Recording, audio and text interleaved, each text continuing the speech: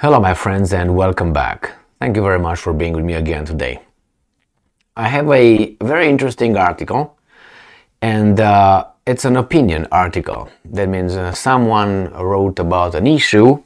In this case we have a drag queen writing an article and looking at an issue from the drag queen's perspective. And I have a few questions, legitimate questions.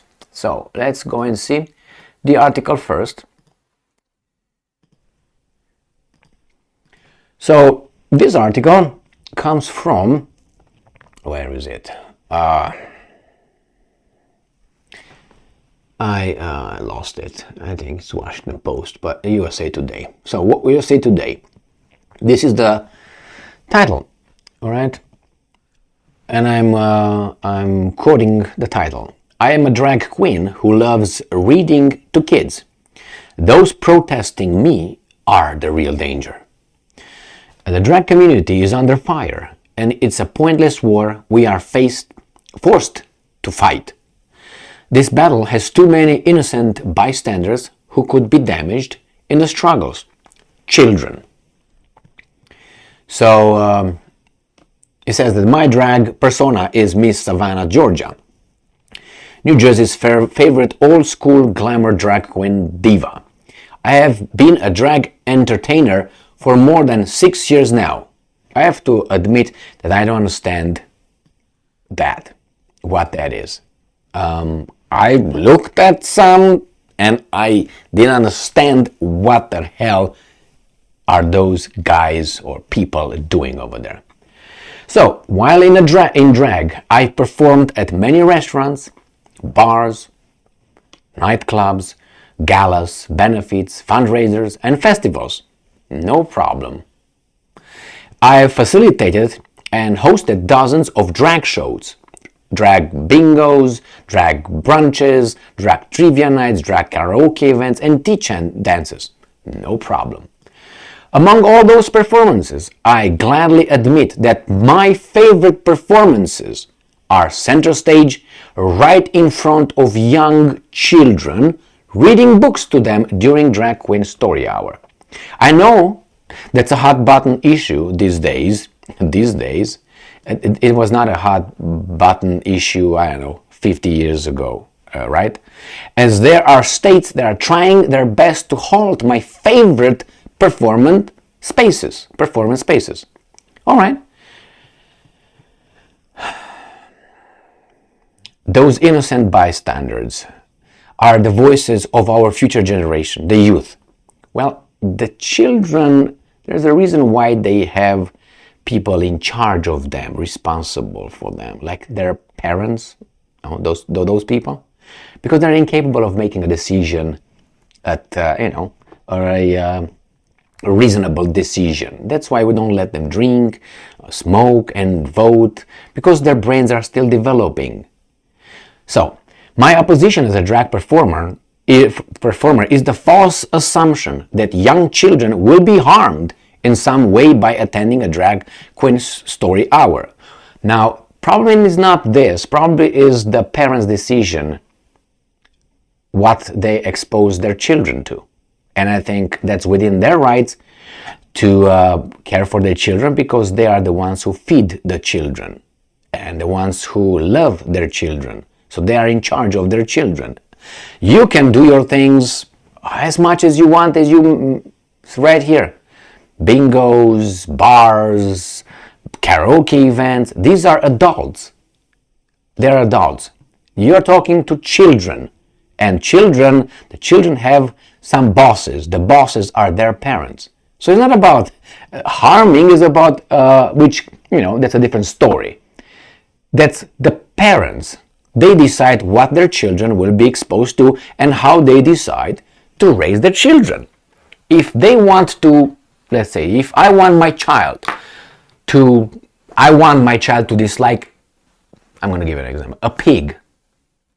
That's within my right. That's my child. And I'm going to make my child dislike touching a pig because the pig might be dirty and so on. That's my job as a parent, to instill in the child the values I think they are the real values. It's not the school. The school should not instill values in my child. The school should teach my child some history, a little bit, should teach my child how to add, divide, subtract, how to read, these kind of things. I don't want them to tell my child what's appropriate in politics, what's not appropriate. That's my job. And his or hers when she grows. No, that's not the government's job. If that's the government job and I as a parent disagree with the government, who's in charge? I am or the government? Well, so the point here is this drag queen, I don't know the pronoun, but I will use his or he. His favorite thing is to read to children. I never had anything like this. I never felt like reading to children. What's this? What is this? Why is it the favorite thing to read to children? I don't want to read anything negative into it. Why? That might be, since that person is someone who dresses like that and does all that. I don't want to imply that. But why is that obsession? Just likes it? I never heard, for instance, and I'm going to use another group, how do you call it? Now you have to call them little people. They used to be called midgets, which the dictionary, I never heard those people from that group saying that their favorite thing is to read to the children. Why is not? Why that's not? Well, I don't know. People with blue eyes. The group of people with blue eyes saying, my favorite thing is to read to children. Why? And many other groups. This particular kind of group with its little other ramifications very close to one another, it seems like they like to help our children understand the life. Again, that should be 100% the parents' decision, what they agree their children to be exposed to. Not the kindergarten's decision, not the school's decision. They're not in charge of your child. You pay for them, and you have to have a say in that. They being the school. These extracurricular activities performed by different individuals should be scrutinized by the parents, not hidden or anything like that.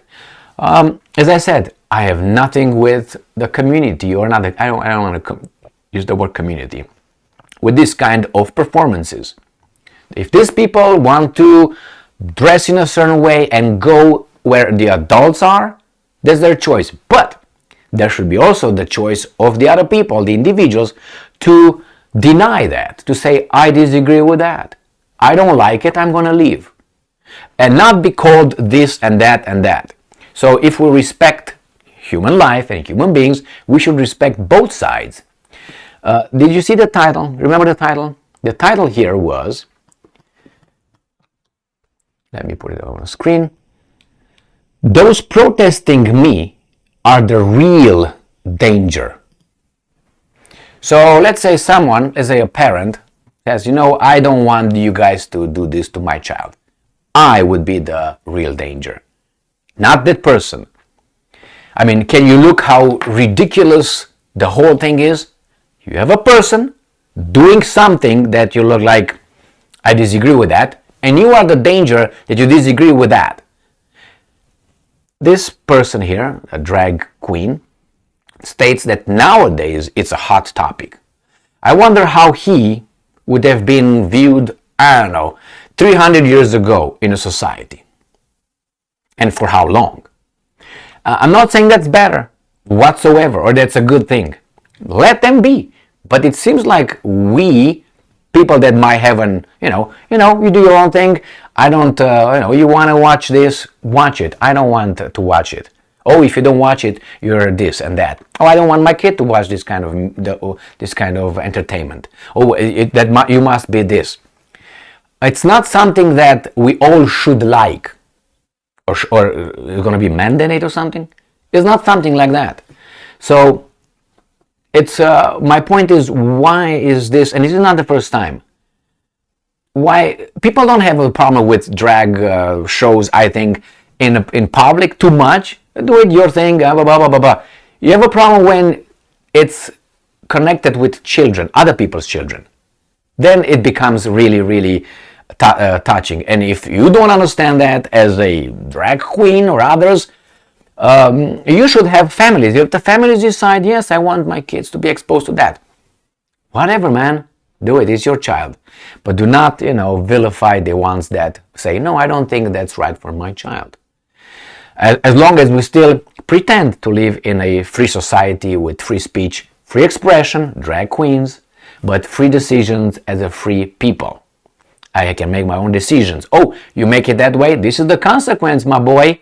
So then you're going to do what? Again, what's all this? And why aren't the little people, blue-eyed people, or I don't know, fat people or tall people, having this little passion for? Why is not like the little people reading hour? Have you heard about that one? I never heard about it. What about Romanians reading hour? Have you heard about that? And why should that be? And if you have so many groups that are interested in other people's children, loving to read to them, then what are we going to do? We're going to have only reading hours? There's so many groups out there, so many categories, many, thousands. We can divide them by thousands. People with blue eyes, people with brown hair, people of this size, people of that size, people coming from that country, people from showing up 3 minutes ago, people showing up a year ago, people staying in the city, people staying in the village, and so on. We can divide them in so many groups. It's unbelievable. But it seems like these guys, we have them the reading hours. Why they have the reading hours? And they can, but who sponsors that? And who's on whose time? On the school's time? The schools is paid by me, right? The parent. I pay for those schools. And they do whatever they want, even if I don't want them to be exposed, let's say. You should go both ways. So anyway, you can do your thing how much you want in an adult venues. And why? Because people, if they decide not to see it, they're not going to frequent the venue and just leave. You are a mature guy, you can make your decisions. A child, no. I don't want to go deeper than that, but I think that what I'm saying is children are very impressionable, and if they're exposed to certain kind of actions and behaviors, they will copy them.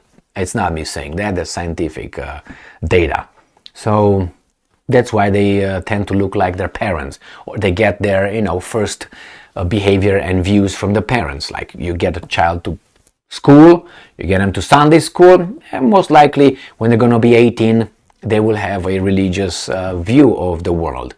Some people might not, but that's a tiny minority. They will say, okay, I was at Sunday school. Most of them will remain attached to the supernatural beliefs.